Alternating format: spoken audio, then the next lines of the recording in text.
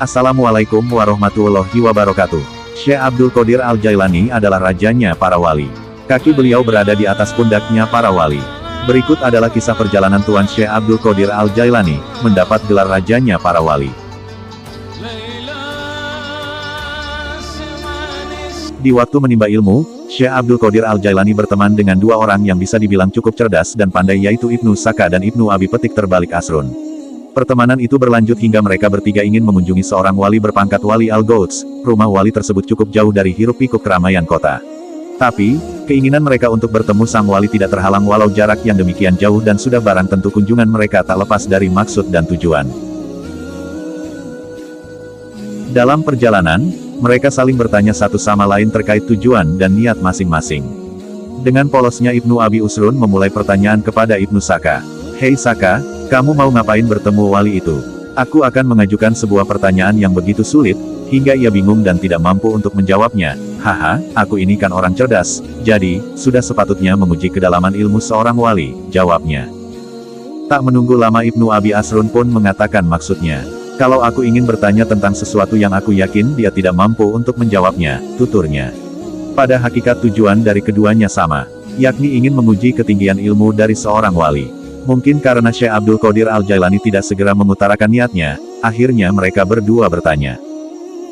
"Qadir, kamu mau mengajukan pertanyaan seperti kami atau ada hal lain?" "Saya tidak mau bertanya apa-apa," jawabnya. "Mau apa? Hanya mau mengikuti kami aja gitu. Saya itu gak punya pertanyaan yang mau diajukan. Saya hanya ingin sowan saja dan mengharap berkah darinya. Itu saja cukup kok, karena orang seperti ini biasanya hanya disibukkan dengan kekasihnya, yaitu Allah Subhanahu wa Ta'ala," jawaban Syekh Abdul Qadir Al-Jailani. Dari dialog mereka, kita sudah bisa melihat sifat dan sikap mereka terhadap kekasih Allah Subhanahu wa Ta'ala. Kesombongan dan rendah diri manusia juga bisa diukur dengan sebuah perkataan. Kesombongan terhadap orang lain terjadi ketika kita memposisikan diri kita lebih tinggi atau lebih hebat daripada orang lain. Sementara, orang yang rendah hati tetap memposisikan dirinya sebagai penerima anugerah ilahi yang tidak sempurna dan lemah.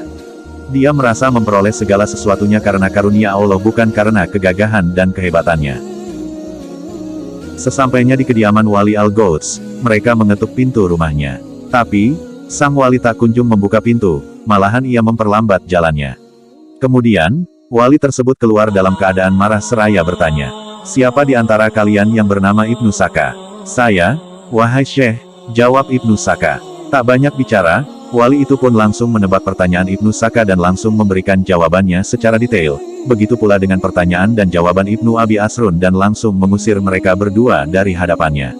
Sebelum mereka berdua beranjak dari kediamannya, wali itu mengkasyaf, membaca lewat batin mereka berdua dengan karomahnya.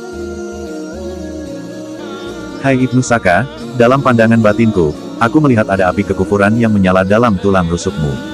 Dan kamu Ibnu Abi Asrun, sesungguhnya aku melihat dunia berjatuhan menimpa tubuhmu." Sampai pada giliran Syekh Abdul Qadir Al-Jailani, Wali Al-Gouts hanya memandang sekujur tubuhnya, dan tak lama kemudian, ia pun berkata, "Wahai anakku, Abdul Qadir, aku tahu tujuan kamu kesini hanya ingin berkah dariku, dan insya Allah tujuan baikmu akan tercapai."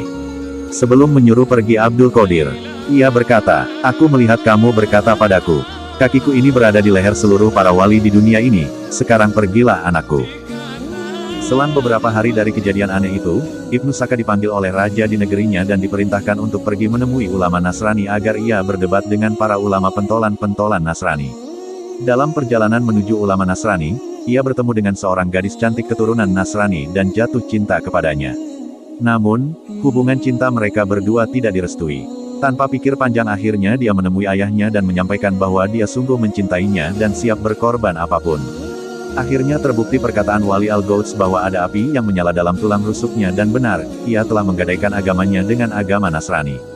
Sedangkan Ibnu Abi Asrun, diberi jabatan oleh raja di negerinya untuk mengurusi harta wakaf dan sedekah, dan jabatan itu datang terus-menerus dari seluruh penjuru kota tersebut. Kemudian dia sadar bahwa ini merupakan doa dari Wali Al-Gouts. Sementara Syekh Abdul Qadir Al-Jailani mendapatkan makam tertinggi dari Allah Subhanahu wa Ta'ala berkat sikap rendah dirinya kepada seorang wali, dan beliau diangkat menjadi raja dari seluruh para wali di muka bumi. Pada saat mengajar muridnya, dia pun berkata seperti apa yang dikatakan Wali Al-Gouds, kakiku ini berada di atas lehernya seluruh para wali, dan perkataannya didengar oleh seluruh wali di penjuru dunia, lalu mereka berikrar, Samina wa Atona. Ada sedikit hikmah yang bisa kita ambil pelajaran dari kejadian ini, bahwa siapapun kita tidaklah pantas mengedepankan kelebihan karena di atas langit masih ada langit.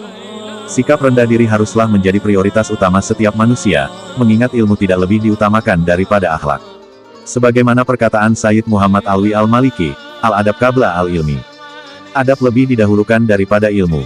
Bahkan Syekh Abdul Qadir Jailani pernah berkata, saya lebih menghormati orang yang beradab, daripada yang berilmu.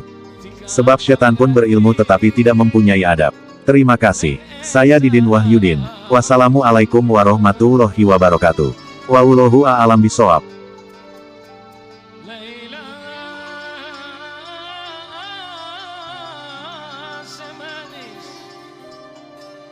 Dikata